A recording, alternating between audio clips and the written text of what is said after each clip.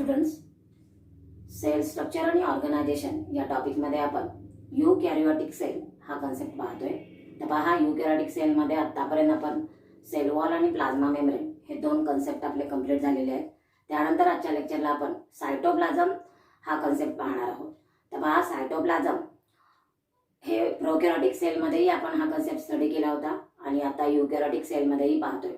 तर पहा, हे लेक्चर झाल्यानंतर आपल्याला प्रोकॅरियोटिक आणि युकॅरियोटिक सेलमधला जो काही डिफरन्स आहे, डिपेंडिंग अपॉन द सायटोप्लाझम किंवा या क्रायटेरियावरती आपण काय डिफरन्स लिहू शकतो, हा आपला कन्सेप्ट इथं क्लिअर होणार आहे. तर पहा, सायटोप्लाझम म्हणजे काय. समजा मी इथं एक सेल काढली, कारण युकॅरियोटिक सेल ही प्लांट सेल आणि ॲनिमल सेल या दोघांच्या मध्येही प्रेझेंट आहे आणि त्याच्याचबरोबर फंगीमध्ये सुद्धा प्रेझेंट आहे. समजा मी इथे एक सेल काढली, या सेलला बाउंड्री काढली. ही जी बाउंड्री आहे, इनर मोस्ट बाउंड्री, ज्याला प्लाझ्मा मेम्ब्रेन, याच्या बाहेर जर बाउंड्री जर असेल तर याला म्हणलं जातं सेल वॉल. आता सायटोप्लाझम हा जो कन्सेप्ट आहे, सुरुवातीला आपल्याला याचं लोकेशन पाहायचं आहे किंवा पोझिशन पाहायची आहे आणि त्यानंतर त्याचं केमिकल कंपोजिशन पाहायचं आहे. केमिकल कंपोजिशन पाहत असताना आपण कोणकोणत्या पॉईंटच्या बेसिसवरती हा कन्सेप्ट क्लिअर करणार आहे तर पहा. सुरुवातीला आपल्याला सायटोप्लाझम म्हणजे काय किंवा जे काही मॅट्रिक्स आहे याचं मिनिंग पाहायचं आहे. त्याच्यानंतर आपल्याला सायटोप्लाझमिक स्ट्रक्चर पाहायचं आहे आणि त्यानंतर या सायटोप्लाझममध्ये कोणकोणत्या इन्क्लुझिव्ह बॉडीज प्रेझेंट आहेत हे आपण पाहणार आहोत. समजा मी इथे एक सेल काढली, या सेलमध्ये दोन बाउंड्री काढल्या, एक सेल वॉल आहे आणि त्याच्यानंतर इनरमोस्ट बाउंड्री ज्याला म्हटलं जातं प्लाझ्मा मेम्ब्रेन. या प्लाझ्मा मेम्ब्रेनच्या आतमध्ये जे काही semi solid jelly like substance की ज्याला म्हटलं जातं की ॲमॉर्फस आहे आणि विच इज नॉट स्टॅटिक असं म्हटलं जातं. म्हणजे असा एक सबस्टन्स की जो सेमी सॉलिड आहे, ॲमॉर्फस आहे, कोलायडल आहे. कोलायडल याचा अर्थ याच्यामध्ये नंबर ऑफ पार्टिकल्स हे सस्पेंडेड फॉर्ममध्ये आहेत आणि त्याच्याचबरोबर याला म्हटलं जातं की हा स्टॅटिक नाही. स्टॅटिक याचा अर्थ होतो की हा जो सबस्टन्स आहे, जो सेमी सॉलिड आहे, की जो याची लोकेशन कुठं आहे, इनर मेम्ब्रेन किंवा प्लाझ्मा मेम्ब्रेन आणि त्याच्याचबरोबर जे काही सायटोप्लाझममध्ये न्यूक्लियस प्रेझेंट आहे, न्यूक्लियस आणि प्लाझ्मा मेम्ब्रेन यांच्यामधली जी काही स्पेस आहे, त्या स्पेसमध्ये जे काही semi solid jelly like substance present आहे, ज्याला सायटोप्लाझम असं म्हटलं जातं. पहा, डिफाइन द टर्म सायटोप्लाझम याच्यासाठी आपल्याला क्वेश्चन विचारला जातो की सायटोप्लाझम म्हणजे काय, तर semi solid jelly like substance की जो कोलायडल आहे, ॲमॉर्फस आहे, विच इज नॉट स्टॅटिक असं म्हटलं जातं. असा जो सबस्टन्स की जो प्लाझ्मा मेम्ब्रेन आणि न्यूक्लियस यांच्या मधल्या स्पेसमध्ये प्रेझेंट आहे, ज्याला सायटोप्लाझम असं म्हटलं जातं किंवा याचं दुसरं नाव आहे सायटोसोल. याला सायटोसोल असंही म्हटलं जातं. आता स्टॅटिक याचा अर्थ काय होतो, हा जो सायटोप्लाझम आहे किंवा सायटोसोल आहे हा स्थिर आहे.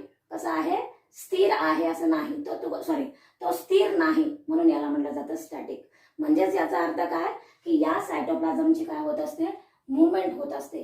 म्हणजे प्रोकॅरियोटिक सेल पाहत असताना प्रोकॅरियोटिक सेल आणि युकॅरियोटिक सेल या मुवमेंटच्या बाबतीमध्ये एक मेजर डिफरन्स मी त्यावेळी सांगितला होता की प्रोकॅरियोटिक सेलमध्ये जी काही सायटोप्लाझमची मुवमेंट असते ती ॲब्सेंट असते, पण युकॅरियोटिक सेल, मग ती प्लांट सेल असेल किंवा ॲनिमल सेल असेल, सायटोप्लाझमची मुवमेंट ही काय असते, प्रेझेंट असते. आणि मुवमेंट ऑफ सायटोप्लाझम याला म्हटलं जातं सायक्लोसिस. सायक्लोसिस याचा अर्थ काय होतो की या सायटोप्लाझमची मुवमेंट होत असते.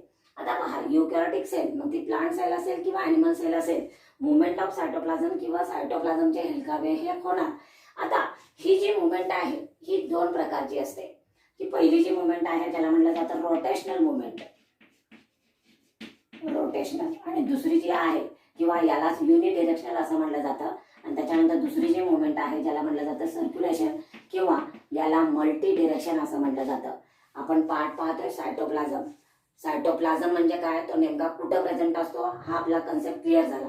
त्यानंतर या सायटोप्लाझमची मुवमेंट होत असते, ही दोन प्रकारे होते. एकतर एकाच डिरेक्शनने होत असते. समजा जर सायटोप्लाझम हा ह्या न्यूक्लियसच्या सराउंडिंग जर काय असेल फिरत असेल किंवा त्याची जर मुवमेंट होत असेल तर त्याला म्हटलं जातं रोटेशनल मुवमेंट असं म्हटलं जातं. त्यानंतर समजा याच्यामध्ये नंबर ऑफ काय आहेत, व्हॅक्युअल्स प्रेझेंट आहेत आणि या नंबर ऑफ व्हॅक्युअल्स भोवती जर सायटोप्लाझम जर फिरत असेल तर त्याला म्हटलं जातं सर्क्युलेशन.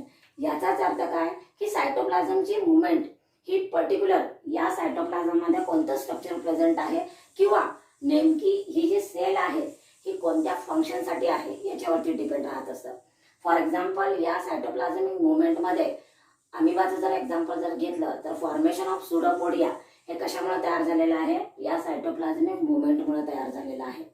फॉर एक्झाम्पल प्लांट सेलमध्ये क्लोरोप्लास्ट सुद्धा काय होत असतं, त्याची जागा बदलत असते. का? कारण सनलाईट ॲब्झॉर्ब करण्यासाठी. म्हणजेच ह्या सायटोप्लाझमिक ऑर्गॅनिली आपल्या काय होत असतात, या स्ट्रीमिंग मुवमेंटमध्ये आपली जागा बदलत असतात. हे म्हणजे काय आहे, सायक्लोसिस आहे. म्हणजे मुवमेंटमुळं किंवा मुवमेंट होते म्हणजे नेमकी काय होतं की ज्याच्यामध्ये देवाणघेवाण, ज्याला आपण एक्सचेंज ऑफ मटेरियल असं सुद्धा म्हणतो. म्हणजेच युकॅरियोटिक सेलमध्ये सायटोप्लाझमची जी काही मुवमेंट आहे किंवा याच मुवमेंटला स्ट्रीमिंग मुवमेंट असंही म्हटलं जातं. ही जी मुवमेंट आहे याला सायक्लोसिस असं म्हटलं जातं. हे सायक्लोसिस हे दोन प्रकारचे असतं, एकतर युनिडिरेक्शनल किंवा बाय डिरेक्शनल. दोन्ही मुवमेंट ह्या स्पेसिफिक मटेरियल एक्सचेंज करण्यासाठी किंवा स्पेसिफिक फंक्शनसाठी होत असतात. एकतर सेंट्रल व्हॅक्युअलच्या सभोवती किंवा ज्याला सराउंडिंग असं म्हटलं जातं, किंवा जे इंडिव्हिज्युअली प्रत्येक सायटोप्लाझमिक ऑर्गॅनिली यांची सुद्धा जी मुवमेंट होत असते ज्याला म्हटलं जातं सर्क्युलेशन किंवा मल्टी डिरेक्शनल मुवमेंट. म्हणजे आतापर्यंत आपण सायटोप्लाझम म्हणजे काय हा कन्सेप्ट क्लिअर झाला. त्याच्यानंतर असंही म्हटलं जातं की प्लाझ्मा मेम्ब्रेनच्या आतमध्ये जो ग्राउंड सबस्टन्स प्रेझेंट आहे, सायटोप्लाझमला ग्राउंड सबस्टन्स असंही म्हटलं जातं. ग्राउंड सबस्टन्स यालाच मॅट्रिक्स असंही म्हटलं जातं, की जो प्लाझ्मा मेम्ब्रेन आणि न्यूक्लियस यांच्या स्पेसमध्ये प्रेझेंट आहे याला सायटोप्लाझम किंवा सायटोसोल असंही म्हटलं जातं. त्यानंतर आपण पाहूया या मॅट्रिक्समध्ये नेमकं काय प्रेझेंट आहे. तर या सायटोप्लाझम किंवा मॅट्रिक्समध्ये नेमकं काय प्रेझेंट आहे, तर ऑर्गॅनिक कंपाऊंड आहेत, इनऑर्गॅनिक कंपाऊंड आहेत, सायटोप्लाझमिक ऑर्गॅनिलीज प्रेझेंट आहे. हा आपला कन्सेप्ट क्लिअर आहे. तर ऑर्गॅनिक कंपाऊंडमध्ये कोण येतं की ज्याच्यामध्ये कार्बोहायड्रेट आहेत, प्रोटीन आहेत, इमल्सिफाईड फॅट आहेत, न्यूक्लिओटाइड्स आहेत, न्यूक्लिक ऍसिड्स आहेत की ज्याच्यामध्ये डीएनए आरएनए आहे. त्याच्यानंतर याच्यामध्ये इनऑर्गॅनिक कंपाऊंडमध्ये अनेक प्रकारचे काय आहेत, मिनरल्स आहेत की ज्याच्यामध्ये वेगवेगळ्या प्रकारचे काय आहेत, ग्रॅन्युअल्स प्रेझेंट आहेत इनऑर्गॅनिक कंपाऊंडमध्ये. सगळ्यात महत्वाचं या सायटोप्लाझममध्ये 90% हा हिस्सा कशाचा असतो, वॉटरचा असतो. त्यानंतर कार्बोहायड्रेट, लिपिड, प्रोटीन, न्यूक्लिओटाइड्स त्याच्याच सोबत याच्यामध्ये नंबर ऑफ एन्झाइम्स प्रेझेंट असतात, विटॅमिन्स प्रेझेंट असतात, त्याच्यासोबत मिनरल्स प्रेझेंट असतात. आता सायटोप्लाझमला या सगळ्याची गरज का असते किंवा सायटोप्लाझमच्या केमिकल कंपोजिशन मध्ये नेमकं ज्याला आपण म्हणतो की सायटोप्लाझमिक स्ट्रक्चर, या पॉइंटमध्ये हा कन्सेप्ट येतो की सायटोप्लाझमिक स्ट्रक्चर म्हणजे काय, या सायटोप्लाझम मध्ये नेमकं काय प्रेझेंट आहे. तर मेन जे स्ट्रक्चर आहे ज्याला आपण सायटोप्लाझमिक ऑर्गॅनिलीज हा पार्ट आपण नंतर पाहणार आहोत, पण त्याच्यासोबत नेमकं काय आहे, 90% वॉटर प्रेझेंट आहे. याच्यामध्ये न्यूक्लिक ऍसिड्स प्रेझेंट आहेत, मे बी डीएनए आणि आरएनए आहेत, त्याच्यासोबत एन्झाइम्स आहेत, विटामिन्स आहेत, मिनरल्स आहेत. याची या सायटोप्लाझमला गरज का असते, तर पहा सायटोप्लाझमला आपण इंटरनल एन्व्हायरमेंट असं म्हणतो. म्हणजे या सायटोप्लाझम मध्ये नंबर ऑफ काय होणार आहेत, केमिकल रिॲक्शन्स होणार आहेत आणि या केमिकल रिॲक्शनसाठी जे काही रॉ मटेरियल लागणार आहे हे रॉ मटेरियल या सायटोप्लाझम मध्ये प्रेझेंट असतं किंवा केमिकल रिॲक्शनसाठी रॉ मटेरियल प्रोव्हाइड करण्याचं काम हे सायटोप्लाझमचं आहे. It is the site of ज्याला म्हटलं जातं इंटरनल एन्व्हायरमेंट किंवा इंट्रासेल्युलर ऍक्टिव्हिटीची ही काय आहे, साईट आहे. त्यामुळे ज्या ऍक्टिव्हिटीज इथं होणार आहेत त्या ऍक्टिव्हिटीसाठी लागणारं बेसिक रिक्वायरमेंट ही या सायटोप्लाझम मध्ये प्रेझेंट असते.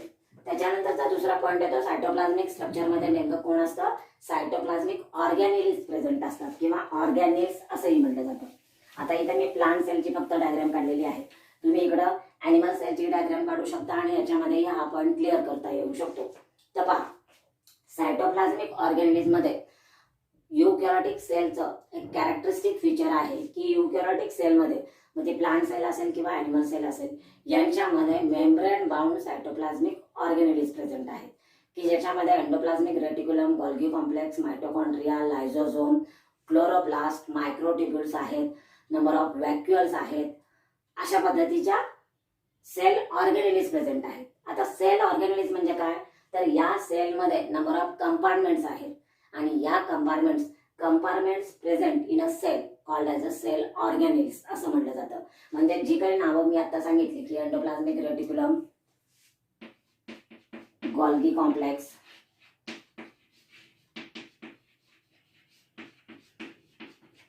माइटोकॉन्ड्रिया,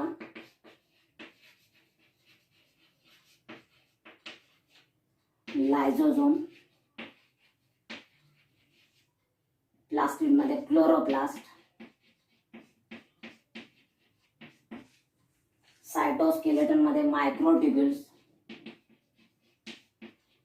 या ज्या काही सायटोप्लाझ्मिक आहेत ऑर्गॅनिलीज आहेत, या सगळ्या ऑर्गॅनिलीज या प्लांट सेल आणि ॲनिमल सेलमध्ये प्रेझेंट असतात. या सायटोप्लाझ्मिक ऑर्गॅनिलीज आपण उद्यापासून स्टार्ट करतोय आणि या सायटोप्लाझ्मिक ऑर्गॅनिलीजमध्ये पहिला पॉईंट असतो, ही ऑर्गॅनिलीज प्लांट सेलमध्ये प्रेझेंट आहे का ॲनिमल सेलमध्ये प्रेझेंट आहे का दोन्ही सेलमध्ये प्रेझेंट आहे.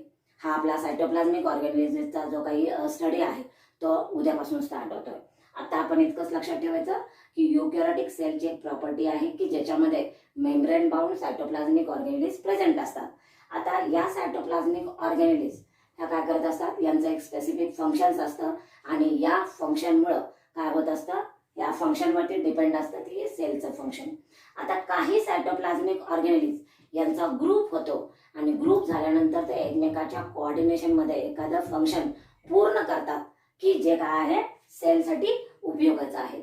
अशा ज्या काही सायटोप्लाझ्मिक ऑर्गॅनिलीज आहेत की ज्या एकत्र येऊन काम करतात किंवा कोऑर्डिनेशनने काम करतात किंवा सेलने जे काही त्यांना फंक्शन दिलेलं आहे किंवा जो काही टास्क दिलेला आहे तो टास्क ते कंप्लीट करतात, अशी जी ग्रुप ऑफ सायटोप्लाझ्मिक ऑर्गॅनिलीजचं जे काही स्ट्रक्चर आहे ज्याला म्हटलं जातं endomembrane system.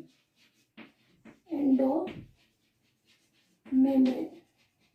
System. Endomembrane system म्हणजे काय, group of cell organelles coordinate in a such way to complete a task of cell. सेलचा एखाद्या फंक्शन कंप्लीट करण्यासाठी एकमेकांना मदत करतात आणि त्यांचा एक ग्रुप तयार होतो. हा एखादा फंक्शन कंप्लीट करण्यासाठी एखादा ग्रुप तयार होतो. हा जो ग्रुप असतो याला म्हटलं जातं एंडोमेम्ब्रेन सिस्टीम. आता या एंडोमेम्ब्रेन सिस्टीम मध्ये येतो कोण, हा पॉईंट आपल्यासाठी महत्वाचा आहे. इथं मी सायटोप्लाझ्मिक ऑर्गॅनिलीज दिलेले आहेत पण या सगळ्या ऑर्गॅनिलीज ह्या एंडोमेम्ब्रेन सिस्टीम मध्ये येतात असं नाही. तर याच्यामध्ये कोण येत नाही हा पॉईंट लक्षात ठेवायचा की याच्यामध्ये माइटोकॉन्ड्रिया आणि क्लोरोप्लास्ट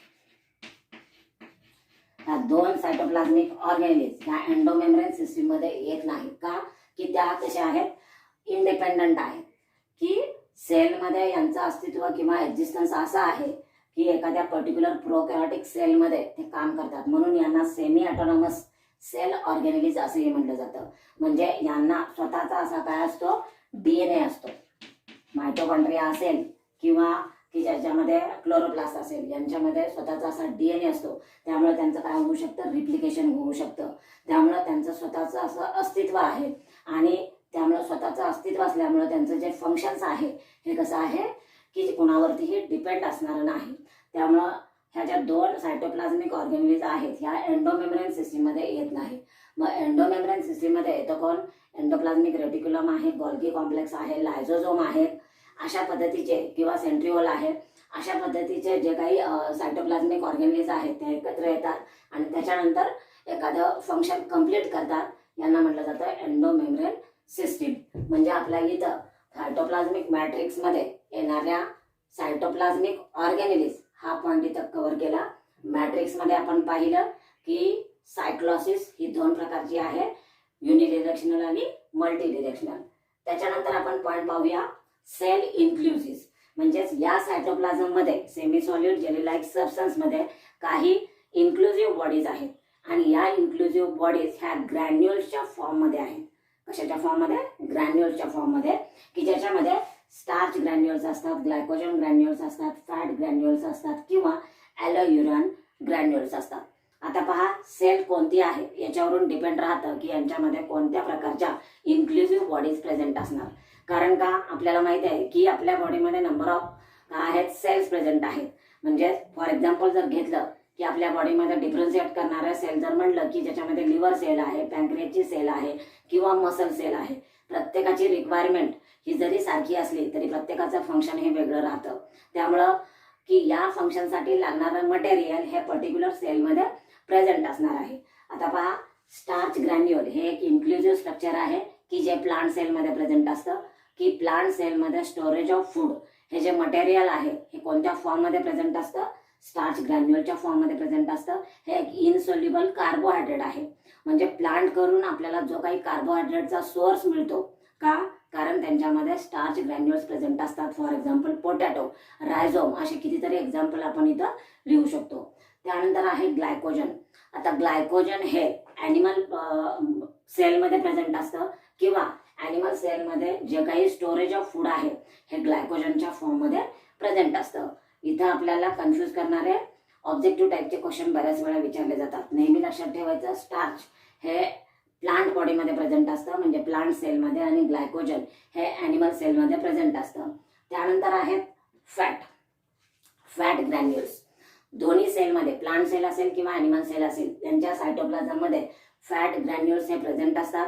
आता हे कोणत्या सेलमध्ये प्रेझेंट असतील? जर आपण प्लांटचा जर विचार जर केला तर प्लांटमध्ये येणारे ज्याला आपण काय म्हणतो, ऑइल सीड प्लांट्स आहेत किंवा त्यांचं कॉटलीडॉन्स आहे, या कॉटलीडॉनमध्ये फॅटचं डिपॉझिशन होत असतं. अशा ज्या काही सेल्स आहेत यांच्यामध्ये फॅट ड्रॉपलेट्स प्रेझेंट असतात. जेव्हा आपण ॲनिमल सेलचा विचार करतो तेव्हा फॅटच्या स्टोरेजसाठी स्पेसिफिक सेल्स काम करत असतात की ज्याच्यामध्ये ॲडिपोसाइट सेल्स आहेत आणि या ॲडिपोसाइट सेल्समध्ये फॅटचं स्टोरेज होत असतं. म्हणजे इथं फॅट ग्रॅन्युल्स हे प्रेझेंट असतात.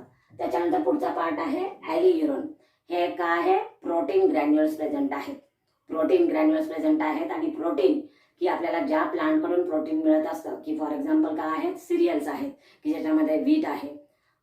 म्हणजे अशा बरेच प्रकारचे सिरियलची आपल्याला नावं सांगता येईल की ज्याच्यामध्ये काय आहे? प्रोटीन ग्रॅन्युल्स प्रेझेंट आहेत किंवा storage of food is in the form of protein असं आहे.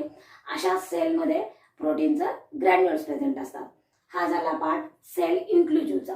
म्हणजेच आपल्याला इथं सायटोप्लाझमचं पूर्णपणे जे काही स्ट्रक्चर आहे ते कम्प्लीट झालं. सुरुवातीला आपल्याला लोकेशन समजली, त्यानंतर ॲक्च्युली सायटोप्लाझम म्हणजे काय आहे हा समजला. त्याच्यानंतर सायटोप्लाझमचे सुद्धा 2 रिजन इथं कम्प्लीट होतात. हा एक पॉईंट मला सांगायचा राहिलेला आहे. तर सायटोप्लाझमचे 2 रिजन तयार होत असतात की जो सायटोप्लाझम प्लाझ्मा मेम्ब्रेनच्या जवळ असतो त्या सायटोप्लाझमला म्हटलं जातं एक्टोप्लाझम असं म्हटलं जातं. सायटोप्लाझमच्या सेल मेम्ब्रेनच्या जवळ असणारा जो सायटोप्लाझम आहे याला एक्टोप्लाझम असं म्हटलं जातं की जो नॉन ग्रॅन्युलर असतो. आणि जो हा एरिया सोडून सेंटरचा जो सायटोप्लाझम असतो याला म्हटलं जातं एंडोप्लाझम. एंडोप्लाझम असं म्हटलं जातं. केमिकल कंपोजिशन प्रत्येकाचं सारखं असणार आहे. आता जनरली ॲनिमल सेलचा जर विचार जर केला तर या ॲनिमल सेलमध्ये न्यूक्लियस हे सेंट्रली प्रेझेंट असतं. इथं मी प्लांट सेल काढलेली आहे. का प्लांट सेल? कारण इथं मी सेल वॉल दाखवलेला आहे. त्यामुळे सेंट्रली प्लेसला काय असणार आहे? इथं व्हॅक्युअल्स प्रेझेंट असणार आहे आणि न्यूक्लियस हे एका बाजूला गेलेलं असणार आहे. म्हणजेच या सायटोप्लाझममध्ये ज्या सायटोप्लाझमिक ऑर्गॅनिल्स ज्याला आपण compartments present in a cell असं म्हटलेलं आहे की ज्याच्यामध्ये न्यूक्लियस सुद्धा येणार आहे. कारण न्यूक्लियस ही सगळ्यात मोठी सायटोप्लाझमिक ऑर्गॅनिल्स आहे जी प्लांट सेल आणि ॲनिमल सेलमध्ये प्रेझेंट असते. इथं या प्लांट सेलमध्ये हा आहे ज्याला आपण म्हणतो सेंट्रल व्हॅक्युअल असं म्हटलं जातं, हा प्रेझेंट आहे. हा झाला आपण इन्क्लुझिव्ह बॉडीचा पार्ट किंवा सायटोप्लाझमिक इथं स्ट्रक्चर आपलं कम्प्लीट झालेलं आहे. त्या इन्क्लुझिव्ह बॉडीमध्ये आपण ग्रॅन्युल्स पाहिले. आता महत्त्वाचा प्रश्न की या सायटोप्लाझमचं फंक्शन काय? मी इथं 5 फंक्शन्स लिहिलेले आहेत, तुम्ही आणखी लिहू शकता. सायटोप्लाझमच्या केमिकल कंपोजिशनमध्ये ऑर्गॅनिक आणि इनऑर्गॅनिक कंपाऊंडचा आपण काय केलेला आहे? रेफरन्स घेतलेला आहे. हे व्यवस्थित लिहिणं गरजेचं आहे. तर पहा, फंक्शनमध्ये पहिलं फंक्शन आहे की इंट्रासेल्युलर डिस्ट्रीब्युशनचं काम हे सायटोप्लाझमचं आहे. म्हणजे एक्सचेंज ऑफ मटेरियल जे काही प्लाझ्मा मेम्ब्रेनच्या थ्रू होत असतं एका सेलकडून दुसऱ्या सेलकडे, हे जे आहे या फंक्शनसाठी काय असतं? सायटोप्लाझम हे गरजेचं असतं. का? कारण सायटोप्लाझममध्ये ऑर्गॅनिक इनऑर्गॅनिक कंपाऊंड असतात, एन्झाईम्स असतात, व्हिटॅमिन्स असतात की नंबर ऑफ मिनरल्स प्रेझेंट असतात. मग रिक्वायरमेंटनुसार आणि त्याच्याच बरोबर 90% सेलमध्ये काय होत असतं? वॉटर होत असतं, प्रेझेंट असतं. जर वॉटरची लेवल जर वाढली एका सेलमध्ये तर ती वाढलेल्या लेवलकडून म्हणजेच हाय कॉन्सन्ट्रेशनकडून लो कॉन्सन्ट्रेशनकडे वॉटर नेहमी जात असतं. त्याच्याचबरोबर मिनरलचं सुद्धा काय होत असतं? ट्रान्सपोर्टेशन होत असतं की जो आपण सोडियम आणि पोटॅशियम पंपच्याद्वारे क्लिअर केलेला आहे. की त्याच्यासाठी कॅरियर प्रोटीनची गरज असते. म्हणजे अशा सगळ्या मटेरियलच्या डिस्ट्रीब्युशनसाठी किंवा सायटोप्लाझम हे काम करत असतं. त्याच्यानंतर दुसरं आहे एक्सचेंज ऑफ मटेरियल. आता एक्सचेंज ऑफ मटेरियल फक्त प्लाझ्मा मेम्ब्रेन क्रॉस करून होतं असं नाही, तर या सायटोप्लाझममध्ये नंबर ऑफ सेल ऑर्गॅनिलीज आहेत. फॉर एक्झाम्पल आपण एक घेऊया की जी इंडिपेंडंट आहे मायटोकॉन्ड्रिया. मायटोकॉन्ड्रिया स्पेशली ज्याला आपण पॉवर हाऊस ऑफ असं म्हणतो, म्हणजेच रेस्पिरेशन प्रोसेससाठी मायटोकॉन्ड्रियाचा रोल महत्त्वाचा आहे, की ज्याच्यामध्ये काय होत असतात की ऑक्सिजनच्या मदतीनं जे काही फूड आपण घेतलेलं आहे त्याचं काय होत असतं, कन्व्हर्जन एनर्जीमध्ये होत असतं. म्हणजे कन्व्हर्जन करणं आणि स्टोअर करणं हे दोन्ही फंक्शन मायटोकॉन्ड्रियाचे येत असतात. आता एक्सचेंज ऑफ मटेरियलमध्ये जे काही मटेरियल सायटोप्लाझममध्ये प्रेझेंट आहे, फॉर एक्झाम्पल याच्यासाठी लागणारं जे मटेरियल की जे कोएन्झाइम्स असतील किंवा मिनरल्स असतील, अशा वेळेला सायटोप्लाझमिक ऑर्गॅनिलिजला त्या फंक्शनसाठी काय असते, गरज असते. आणि म्हणून इथं काय होत असतं, एक्सचेंज ऑफ मटेरियल हे सेल ऑर्गॅनिलिजमध्येही होतं आणि त्याच्यासोबत एक्सचेंज ऑफ मटेरियल हे सायटोप्लाझम टू एक्स्ट्रा सेल्युलर फ्लुइडमध्ये सुद्धा होत असतं. म्हणजे सेलच्या बाहेर दोन सेलच्या मध्ये जी काही जागा असते त्याला एक्स्ट्रा सेल्युलर स्पेस असं म्हटलं जातं आणि जे फ्लुइड प्रेझेंट असतं त्याला एक्स्ट्रा सेल्युलर फ्लुइड असं म्हटलं जातं. म्हणजे एक्स्ट्रा सेल्युलर फ्लुइड आणि सायटोप्लाझम यांच्यामध्येही एक्सचेंज ऑफ मटेरियल होतं. त्याच्याचबरोबर त्या सिंगल सेलमध्ये ज्या काही सायटोप्लाझमिक ऑर्गॅनिलीज प्रेझेंट आहेत त्या ऑर्गॅनिलीजला लागणारी जी काही रिक्वायरमेंट आहे स्पेसिफिक फंक्शनसाठी, ही रिक्वायरमेंट प्रोव्हाइड करण्याचं काम सुद्धा सायटोप्लाझमचं असेल. आणि हे कोणत्या फॉर्ममध्ये करतं, एक्सचेंज ऑफ मटेरियलच्या फॉर्ममध्ये. त्याच्यानंतर सिंथेसिस ऑफ बायोमॉलिक्युल्स. बायोमॉलिक्युलचं सिंथेसिस करणं की ज्याच्यामध्ये कार्बोहायड्रेट आले, प्रोटीन आले, लिपिड आले, एन्झाइम्स आले, अशा पद्धतीच्या बायोमॉलिक्युल्स हे काय होत असतात इथं. किंवा फॉर एक्झाम्पल आपण असं म्हणतो की आपल्या बॉडीमध्ये ज्या काही सेल्स प्रेझेंट आहेत याच्यामध्ये नॉन जेनेटिक RNA प्रेझेंट असतो. नॉन जेनेटिक RNAचे किती प्रकार आहेत, 3 प्रकार आहेत, mRNA, tRNA आणि rRNA. तर याचं जे फॉर्मेशन आहे हे सुद्धा काय होत असतं, सायटोप्लाझम म्हणजे ऍक्च्युली सुरुवातीचं फॉर्मेशन mRNA फॉर्मेशन हे न्यूक्लियसमध्ये होतं आणि त्याच्यानंतर पुढचा जे सायटोप्लाझममध्ये होत असतं याला म्हटलं जातं. किंवा कार्बोहायड्रेट, प्रोटीन, फॅट्स याचा सुद्धा या मॉलिक्युलचं सुद्धा काय होत असतं, सिंथेसिस होत असतं. म्हणजे is the site of formation किंवा ज्याला म्हटलं जातं बायोसिंथेसिस असंही म्हटलं जातं. त्याच्यानंतर आहे सीट ऑफ कॅटाबॉलिक पाथवे. आता catabolic pathway, number of catabolic, तुम्ही लिव्हिंग ऑर्गॅनिझमच्या प्रॉपर्टी पाहत असताना मेटाबॉलिझम ही एक प्रॉपर्टी पाहिलेली आहे की ज्याच्यामध्ये ॲनाबॉलिक आणि कॅटाबॉलिक आहे. तर ज्या काही कॅटाबॉलिक रिॲक्शन्स आहेत त्याचं एक्झाम्पल मी दिलेलं आहे की ज्याला म्हटलेलं आहे ग्लायकोलिसिस.